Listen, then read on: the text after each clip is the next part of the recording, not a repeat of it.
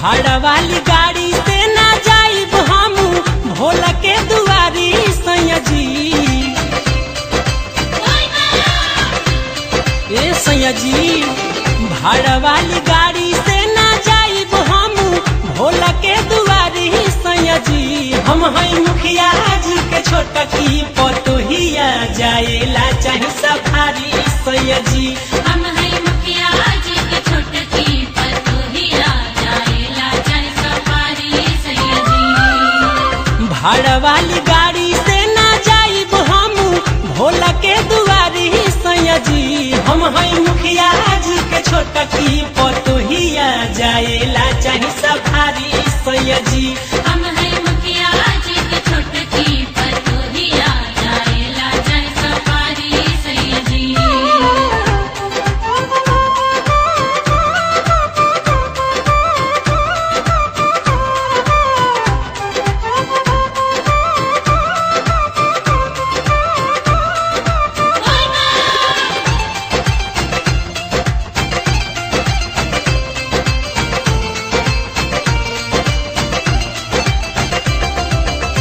भाड़ा वाली गाड़ी से तो चली जाइम दीदी जी।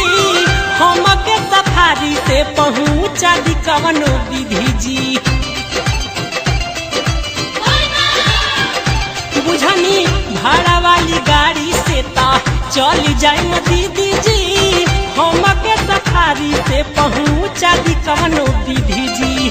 भोला बऊ रहू के महिमा तो बड़ा हवे भारी सैया जी। हम हैं मुखिया जी के छोटा की पतोहिया जाएला चाहे सफारी सैया जी। हम हैं मुखिया जी के छोटा की पतोहिया जाएला चाहे सफारी सैया जी।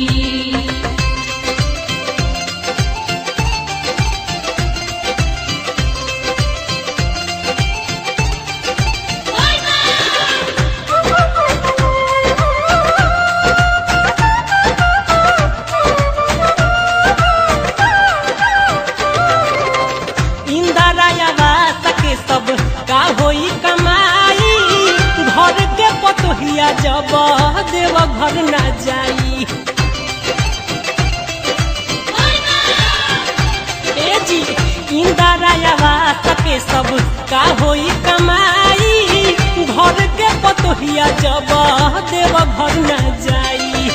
नैहरे से लागल रहल सारा धात अब नहीं तारी सैया जी। हम हैं मुखिया जी के छोटा की पतोहिया जाएला चाहे सफारी सैया जी। हम हैं मुखिया जी के छोटा की पतोहिया जाएला चाहे सफारी सैया जी।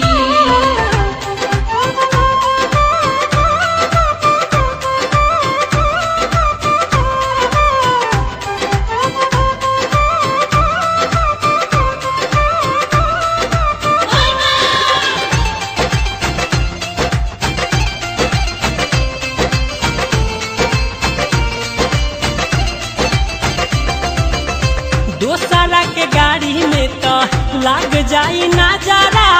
नया बानी कैसे केहू के बैठे हम पंजरा।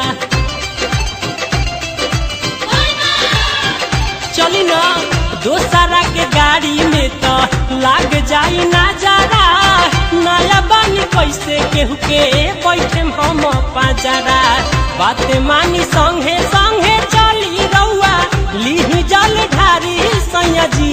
हम हैं मुखिया जी के छोटा की पतोहिया जाएला चाहे सफारी सैया जी। हम हैं मुखिया जी के छोटा की पतोहिया जाएला चाहे सफारी सैया जी। भाड़ा वाली गाड़ी से ना जाइब हम भोला के दुआरी सैया जी। हम हैं मुखिया जी के छोटकी पतोहिया जाएला चाहे सफारी सैया